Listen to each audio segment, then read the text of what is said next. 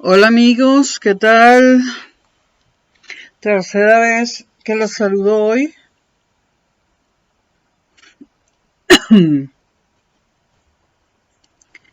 Bueno, son las 15:44 es decir, las 3:44 p.m.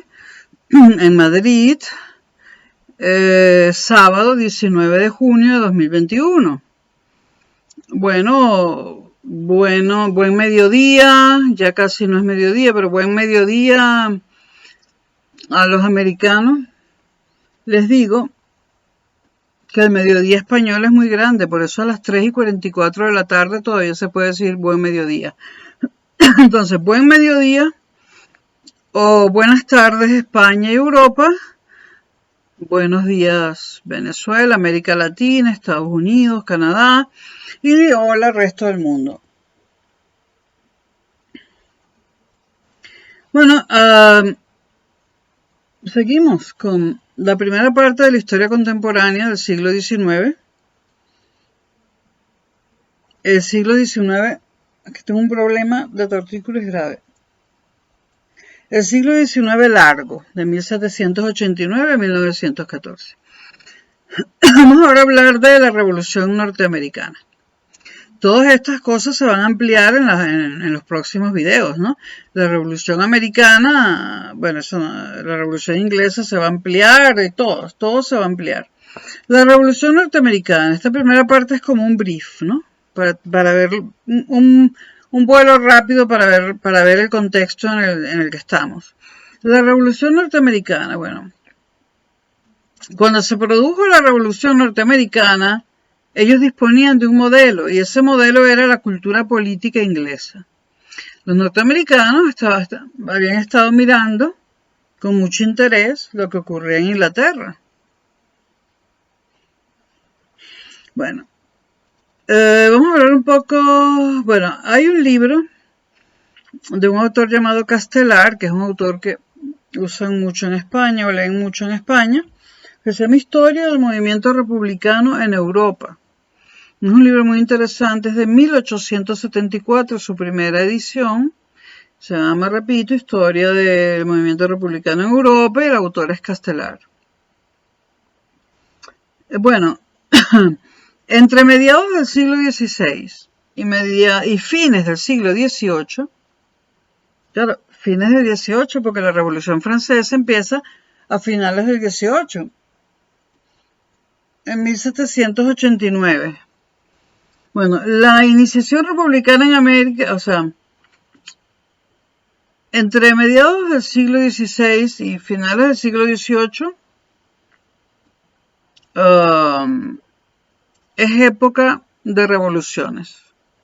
La iniciación republicana en América no se detiene ni un momento, o sea, apenas empiezan las revoluciones europeas, América empieza a iniciar y a pensar en sus revoluciones. Primero América del Norte. ¿Qué buscaba el movimiento republicano? Buscaba una reivindicación de la libertad por medio de la reforma religiosa, con la moral más austera que la luterana, la de Calvino. En este momento estamos hablando de los ingleses, ¿no? Reivindicaban una libertad por medio de una reforma religiosa con una moral más austera que la luterana, la de Calvino. Una iglesia más democrática que la germánica, la de Ginebra. Los puritanos no quieren aristocracia y esto ataca directamente a la monarquía. Muchos puritanos ingleses, tras la amenaza de Jacobo I de ahorcarlos, se fueron a la República de Holanda.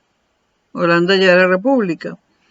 Desde Holanda partieron a América del Norte, a Estados Unidos concretamente.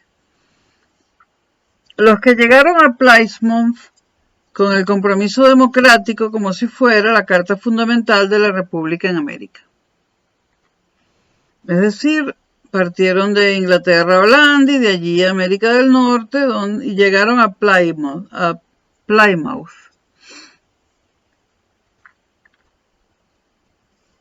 y llegaron con un compromiso democrático. Cada paso va durando más de un siglo entre la palabra de Calvino y la peregrinación puritana, entre la llegada a América y la proclamación de la República, ¿no? Etcétera. Ahora, aquí viene algo muy importante. Estamos hablando de Estados Unidos, de lo que hoy en día es Estados Unidos. Las colonias, Norteamérica, ¿no? Estados Unidos, lo que hoy en día es Estados Unidos. Las colonias se formaron por iniciativa privada, a espaldas de la corona. ¿De cuál corona? De la corona inglesa, de la corona británica. Entonces, repito, las colonias en Norteamérica se forman por iniciativa privada, a espaldas de la corona británica, por cuenta propia de los colonos. Es un proceso radicalmente diferente a la América española, total y absolutamente diferente. Esto favoreció la variedad religiosa, étnica, social, pero la mayor parte de los colonos eran de origen inglés, los colonos en lo que hoy en día es Estados Unidos, y compartían cultura, educación, derechos y especialmente en este caso, el sistema político que tenía una estructura similar a la metrópoli. Gobernador, consejo consultivo y asamblea legislativa. Esta, siguiendo el ejemplo de los comunes, tenía iniciativa legislativa y aprobaba los presupuestos. Esto lo hereda Estados Unidos de Inglaterra.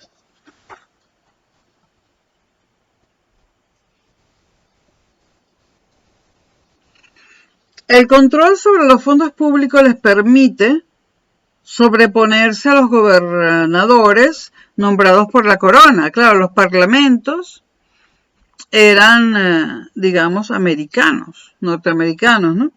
Y aunque la mayoría de los gobernadores eran colocados por la corona, el hecho de que el parlamento tuviera el control de los fondos públicos permitía a los colonos sobreponerse a los gobernadores nombrados por la corona. En la mayoría de las colonias, excepto en Connecticut y Rhode Island, donde los gobernadores eran elegidos por la Asamblea Legislativa. Hablo de antes de la independencia de los Estados Unidos. La mayoría de los habitantes, por cierto, si alguien sabe por qué en Connecticut y Rhode Island, ya antes de la independencia, los propios norteamericanos podían elegir a sus gobernadores, me lo dice. Porque llama la atención, ¿no? Me llama la atención. La mayoría de los habitantes de los Estados Unidos, de lo que hoy son los Estados Unidos, eran electores y más de la mitad de los varones blancos podían ser elegidos. Es decir, más de la mitad de los varones blancos podían ser candidatos. Entonces, razones de la rebelión de las colonias frente a Jorge III. Jorge III pretendía afianzar el poder y aprovechar a las colonias económicamente. Las colonias se rebelan en defensa de sus intereses y en defensa de su libertad y del autogobierno.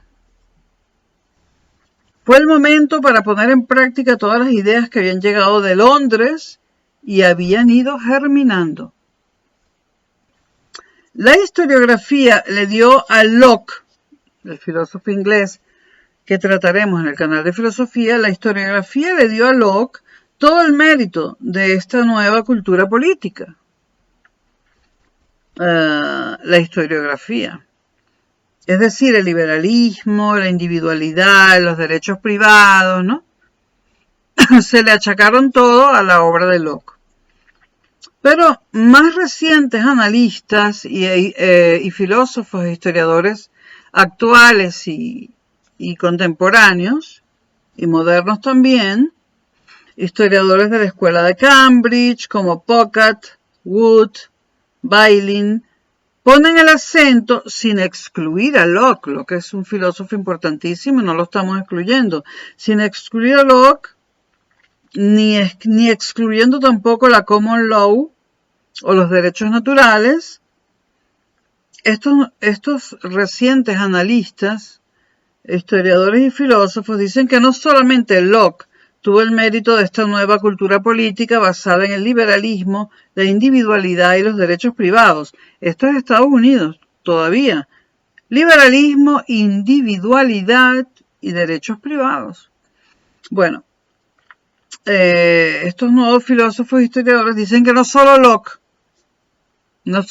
fue una inspiración para esto, sino también los humanistas cívicos, el bien común y el republicanismo.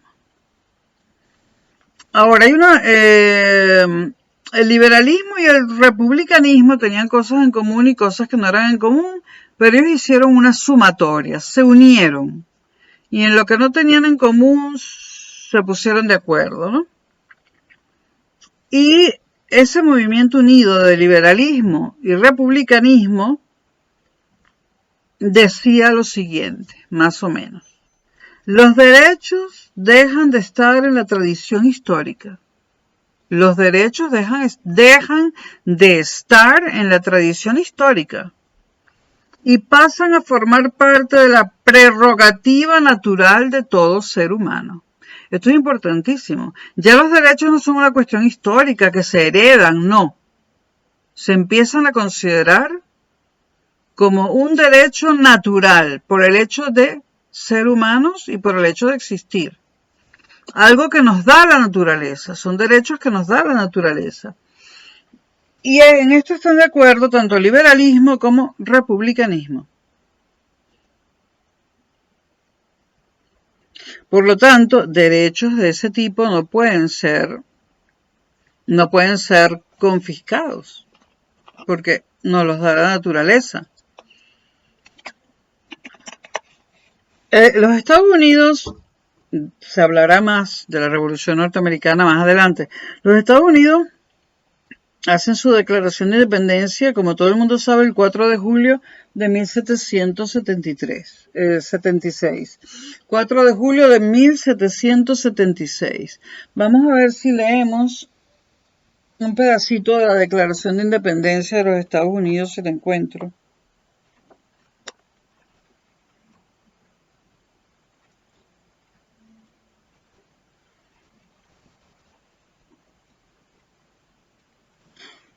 Aquí hay un pedacito de la Declaración de Independencia de los Estados Unidos. Sostenemos como evidentes estas verdades, que todos los hombres son creados iguales, que son dotados por su creador de ciertos derechos inalienables, que entre estos están la vida, la libertad y la búsqueda de la felicidad, que para garantizar estos derechos se instituyen entre los hombres los gobiernos, que derivan sus poderes legítimos del consentimiento de los gobernados, que cuando quiera que una forma de gobierno se haga destructora de estos principios, el pueblo tiene el derecho a reformarla o abolirla, e instituir un nuevo gobierno que se funde en dichos principios y a organizar sus poderes en la forma que a su juicio ofrecerá las mayores probabilidades de alcanzar su seguridad y felicidad.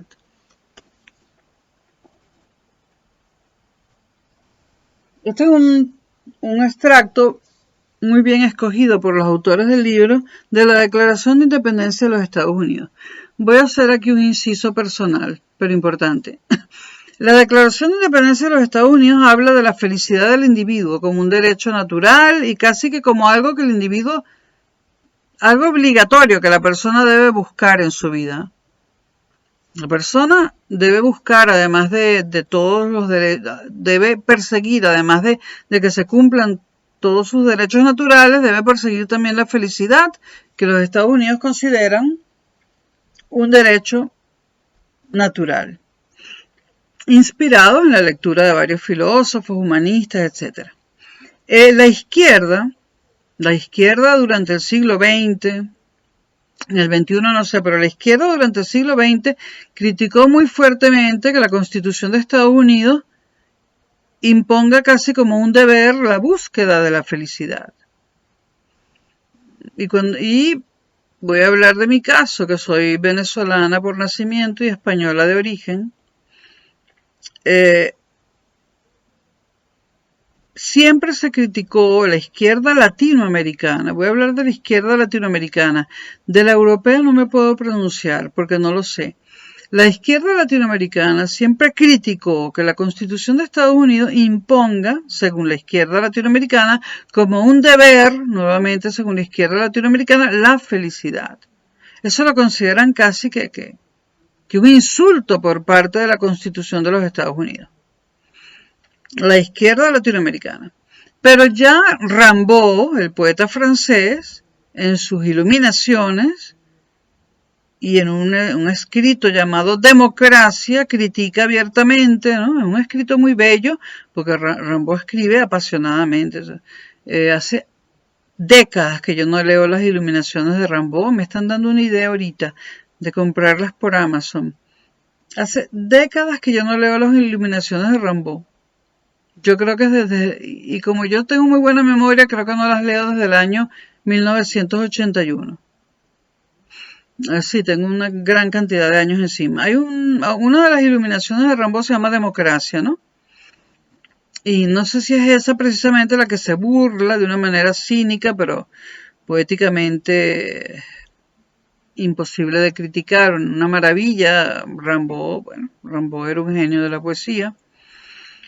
Ya la Comuna de París y Rimbaud y compañía y los revolucionarios parisinos se burlaban de esa felicidad que mencionaba la Constitución de los Estados Unidos. Yo tuve un profesor en la Universidad Simón Bolívar, en uno de los estudios generales, que precisamente el estudio general se llamaba La Poesía de Rimbaud, y allí conocí a Reinaldo, porque el que ve estos videos sabe ya quién es Reinaldo, ¿no? Ahí nos conocimos. Un estudio general era algo así como, digamos, electivas totalmente libres, ¿no? Porque yo era un estudiante de ingeniería. En la poesía de Rimbaud, en 1981, conozco a Reinaldo y leo por primera vez a Rimbaud intensivamente. Creo que estuve leyéndolo un año entero de día y de noche, de día y de noche. Y el profesor que teníamos, Pierre Stelke, un francés-alemán o alemano-francés, Pierre Stelke también hizo en clase comentarios muy negativos sobre esa imposición que los Estados Unidos hacían de la felicidad. La obligación de ser feliz. También debo decir que en aquella época, a los 21 años de edad, yo era bastante de izquierda, bastante. Y yo también criticaba terriblemente esa obligación de los Estados Unidos que pretendía, esas palabras de la Constitución de Estados Unidos que pretendían obligarnos a ser feliz, porque este extracto que acabo de leer es solamente una muestra. La obligación de ser feliz que aparece en la Constitución de Estados Unidos está por todas partes, ¿no? Hoy en día yo no criticaría esto para nada.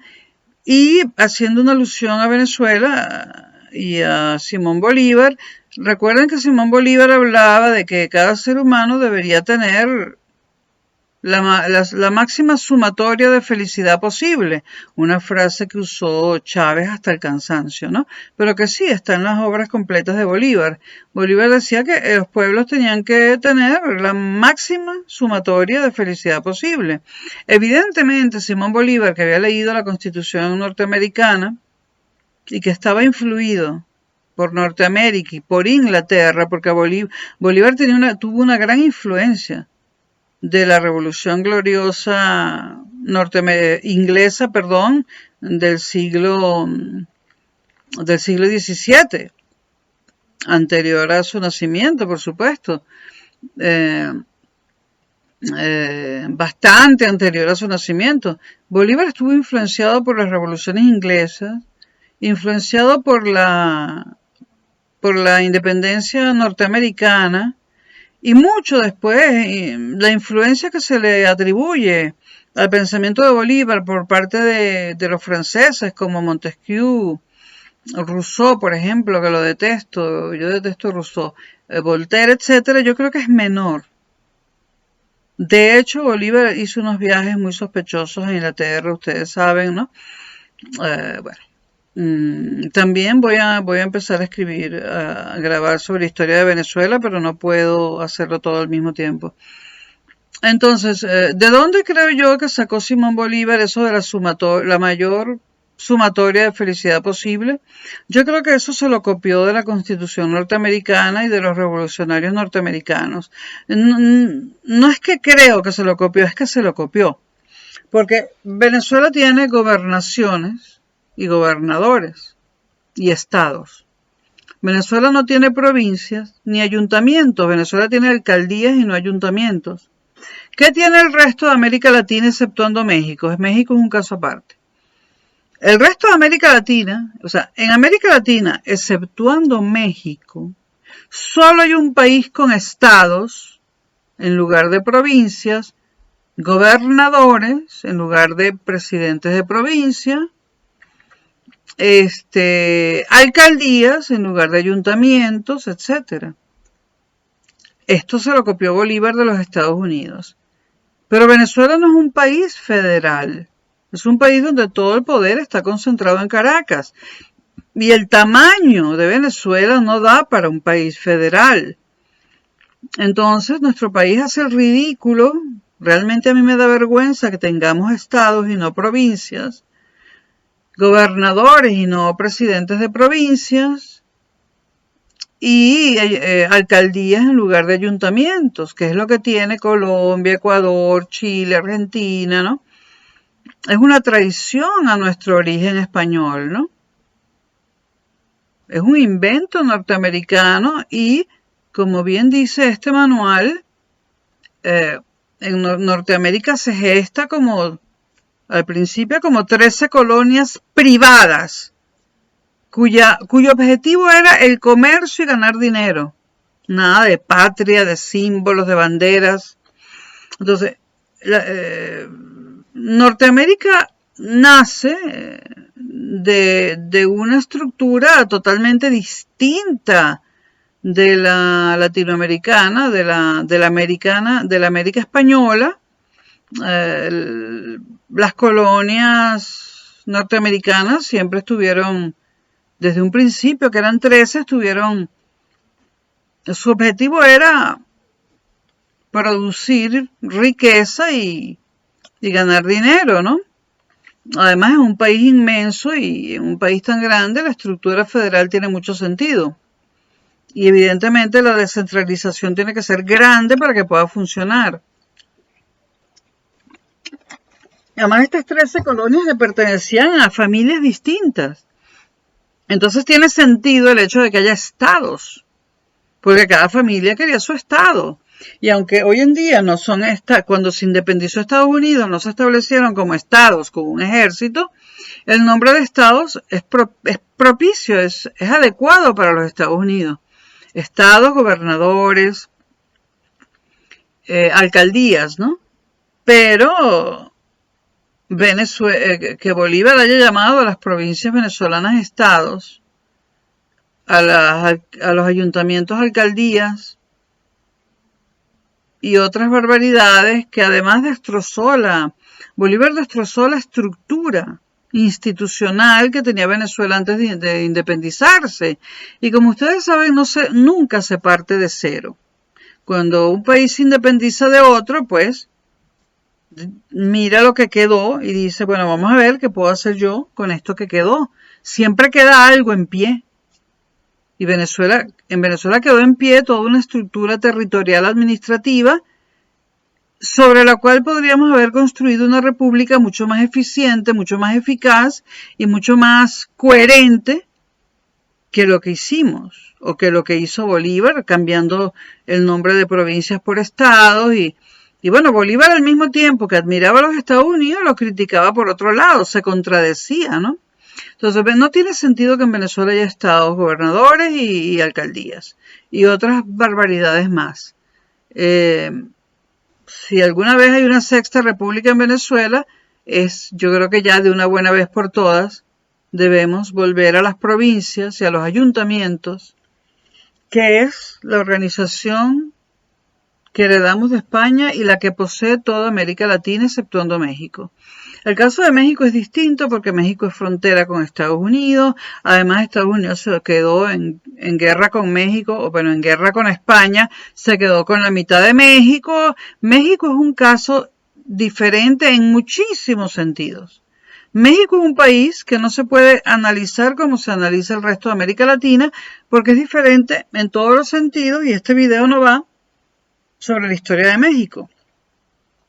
Va sobre la independencia de los Estados Unidos, ¿no?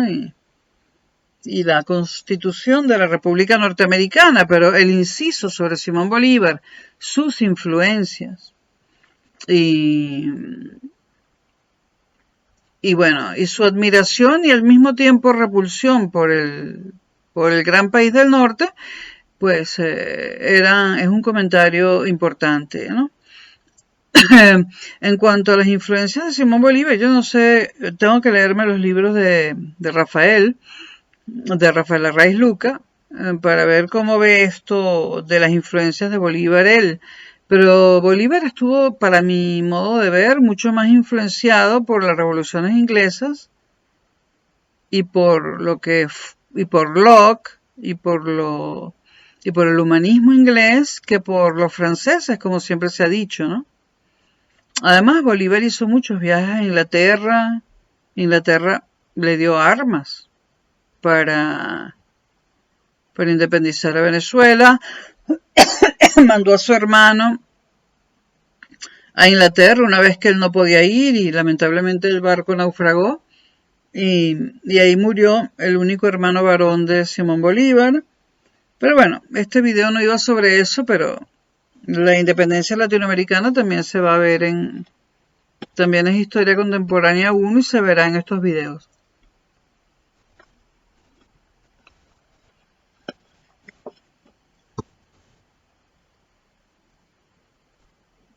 Perdónenme lo del cuello, es que...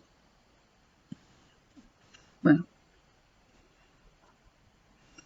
Ya leímos el trozo de la Declaración de Independencia, ¿no? Bueno.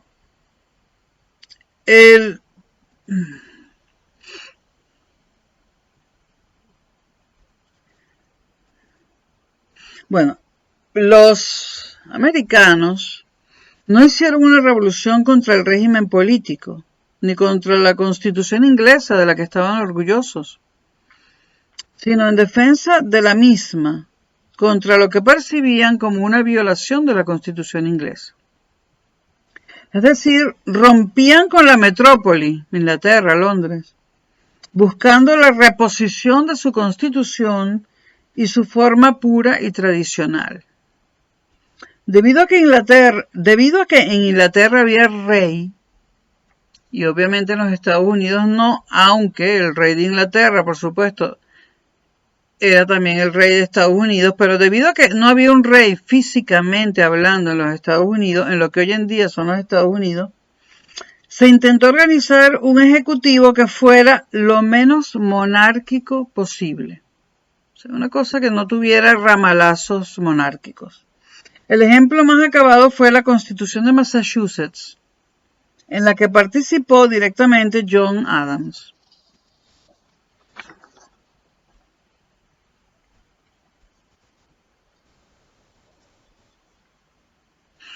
Tras el primer momento revolucionario en el que se limitó radicalmente el poder ejecutivo, surge, ya hablamos de la Constitución de Massachusetts, luego, después de esto, y habiendo limitado radicalmente el poder ejecutivo, surge la Constitución de la Confederación, esa que durante el gobierno de Trump muchos querían revivir. La Constitución de la Confederación es aprobada en 1777 y es ratificada en 1781. La evolución natural de este proceso llevó a la evidencia de la necesidad de volverlo a fortalecer. O sea, se le había quitado poder a la Constitución,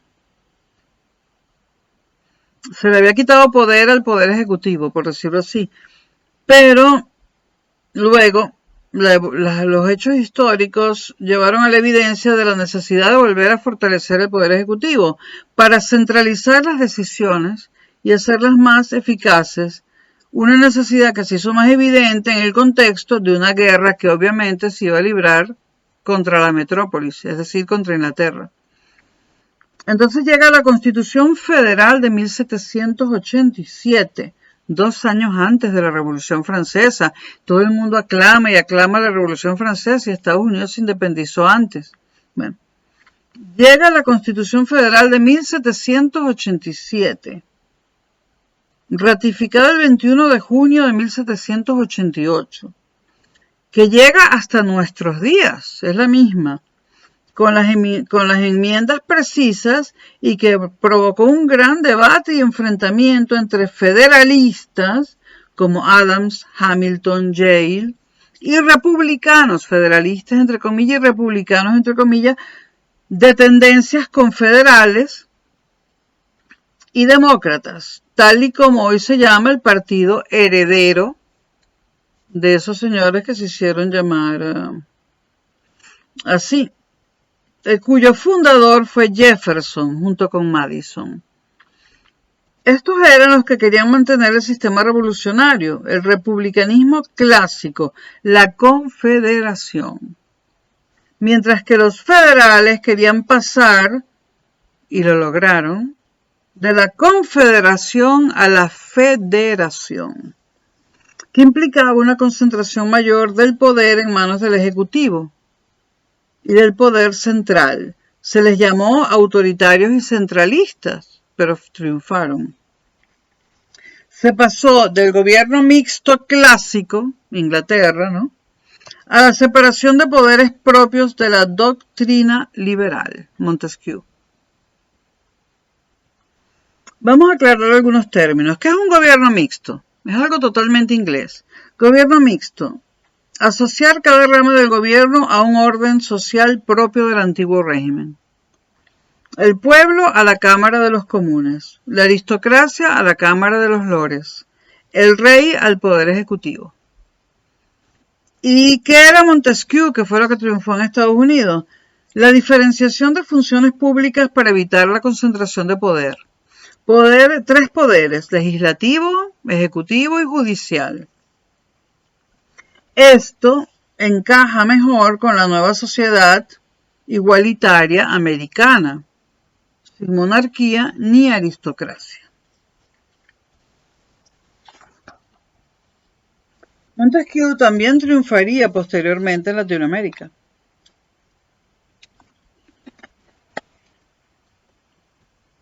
En monarquías, gobierno mixto, es decir, monarquías mixtas creo que solo ha habido en Inglaterra. Creo que los intentos en el continente europeo dieron lugar a monarquías parlamentarias, pero que no se pueden llamar mixtas. Bueno, además se empezó a creer que todos los elementos del gobierno eran representantes del pueblo, no solo las asambleas. La necesidad de virtud cívica se sustituyó por la adecuada organización institucional. Si hay un país donde mandan las instituciones, ese país son los Estados Unidos. No hay otro. Entonces, repito, la necesidad de virtud cívica, que era lo que imperaba en el antiguo régimen, se sustituye por una adecuada organización institucional que evitara abusos y corruptelas y permitiera la delegación del gobierno, en sus representantes y la dedicación del individuo a sus intereses y no necesariamente a la comunidad. Por ello, el gobierno directo de las democracias antiguas, se habla de democracias antiguas, se está hablando de las griegas y de la época democrática romana, que fue solo una época, ¿no? O sea, Roma se divide en los reinos, separados entre sí pero unidos políticamente, luego viene la República Romana y luego en una tercera etapa viene el Imperio Romano. Estamos hablando, cuando hablamos de la República Romana, hablamos de la segunda etapa de Roma, la República Romana. Allí la gente se iba al Senado y discutía los temas, ¿no? Y se tomaban las decisiones entre todos. Pero eso, un país grande, enorme, esa democracia directa que existió en Roma y en Grecia, no tiene sentido en países enormes y con la cantidad de gente, de habitantes que hay hoy en día. Bueno, entonces, el gobierno directo de las democracias antiguas, Grecia, Roma, solamente me refiero a la República Romana. Acuérdense que Roma tiene 3 etapas. El gobierno directo de las democracias antiguas se sustituyó por el gobierno representativo en Estados Unidos. Y el ejército permanente sustituyó a las milicias ciudadanas. Incluso en Estados Unidos se creó un periódico llamado El Federalista, que abogaba y había artículos a favor de la federación. A cambio de este alejamiento del poder, los antifederales, que fue la rama que perdió la batalla, exigieron la Declaración de Derechos, y ese fue su gran legado, la Declaración de Derechos de los antifederales, es decir, de los confederados. Así pues, fue entre 1776 y 1787 cuando se produjo un gran cambio de la cultura política, que pasó a tener una perspectiva liberal y moderna. Vamos a hablar de qué es una perspectiva liberal y moderna. Ya no eran necesarias pequeñas sociedades autogobernadas por sus ciudadanos, como en la Grecia antigua, sino que las grandes naciones podían delegar esa función en sus representantes. ¿De qué trataba esta nueva cultura política? Y este es el kit. Este es el kit de los Estados Unidos de Norteamérica, y esto es lo que hace grande a los Estados Unidos de Norteamérica, aunque mucha gente los odie. Esto es lo que hace grande a los Estados Unidos de Norteamérica.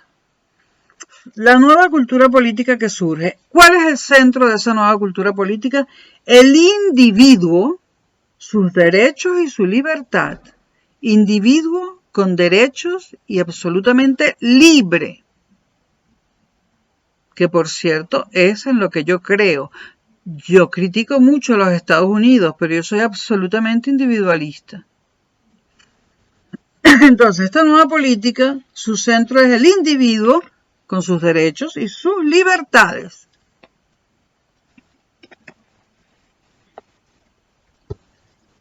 Antes, el centro no estaba en el individuo, sino en la comunidad y la participación política intensa. Se hablaba del bien común, de la virtud cívica, del humanismo y el republicanismo clásico. Aquí hago otro inciso para decir, yo que he vivido en América y también en Europa, y bueno, yo debo decir que en Europa y concretamente en España, yo no siento que el centro de esta sociedad sea el individuo. No siento, el centro de la sociedad en España no es el individuo. En Estados Unidos sí, en España no. Y mucho menos sus derechos y su libertad. Porque aquí hay un montón de libertades.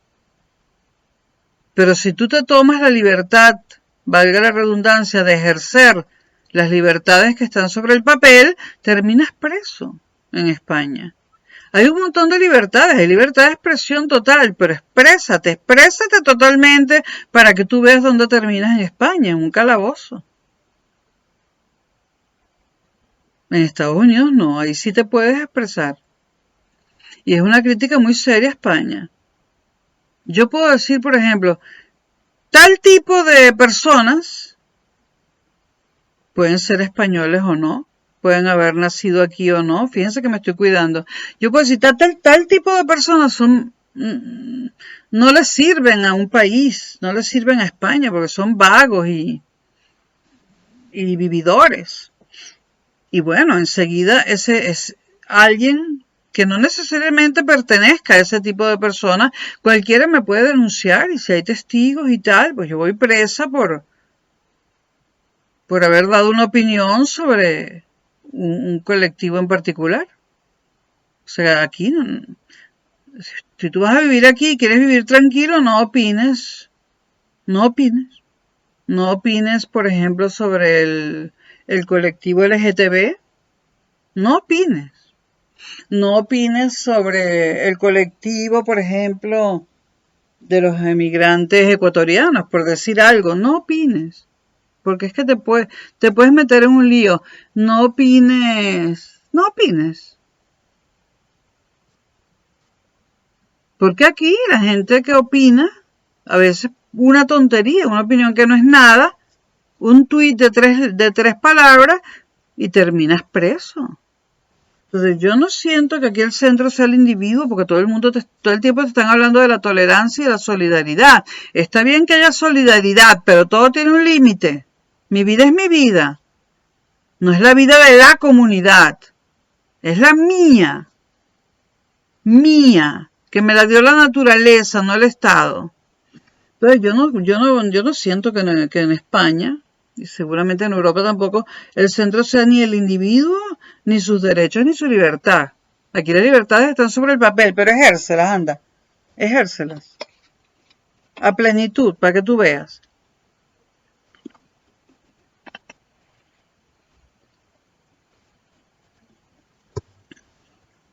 Bueno,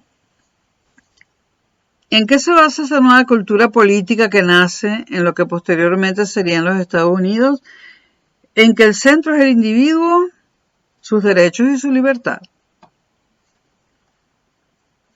Ya dije que antes el centro estaba en la comunidad y la participación política intensa, el bien común, la virtud cívica, el humanismo y el republicanismo clásico.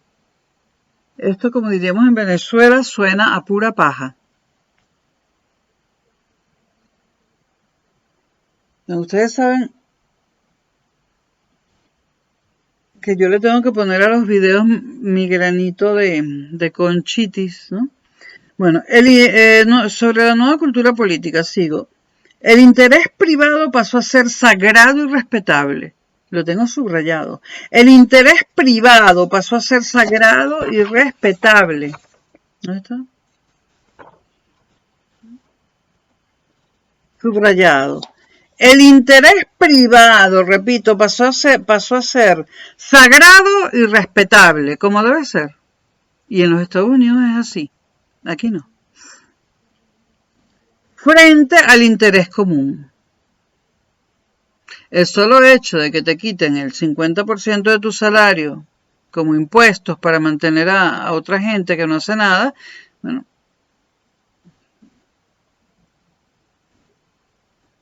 está primando ahí el interés común sobre el interés privado, ¿no? Y esto hace que la gente quiera trabajar menos y quiera estudiar menos, porque a partir de cierto dinero de cierto monto de dinero que tú ganas al año, pues mira, si no tienes hijos, por ejemplo, ni padres que mantener, te quitan una tajada que puede llegar a ser más grande de la que te dejan.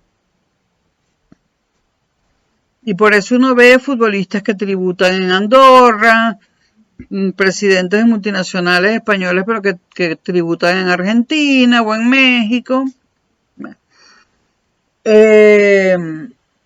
Ahora, en la nueva cultura política surgida en los Estados Unidos, ahora el individuo podría dedicarse a sus asuntos privados, que es a lo que uno se quiere dedicar. Y muy importante, la política dejó de ser la búsqueda del interés común y pasó a desenvolverse como la lucha de los intereses privados. La virtud pasó de ser pública a ser privada, y tengo un asterisco puesto. Repito, la política dejó de ser la búsqueda del interés común y pasó a desenvolverse como la lucha de los intereses privados. La virtud pasó de ser pública a ser privada. Entonces, ¿por qué tengo yo que luchar por los intereses de los demás? Que cada cual luche por lo suyo.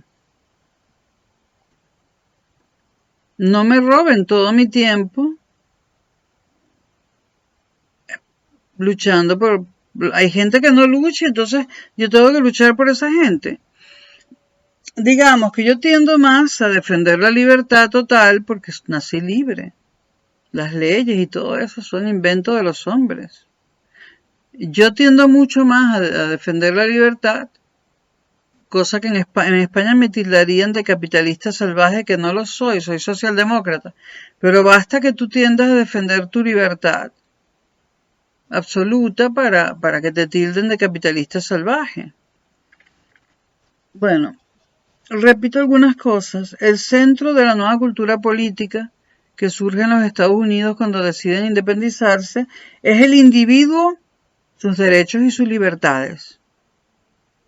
El interés privado pasó a ser sagrado y respetable. Suficiente énfasis.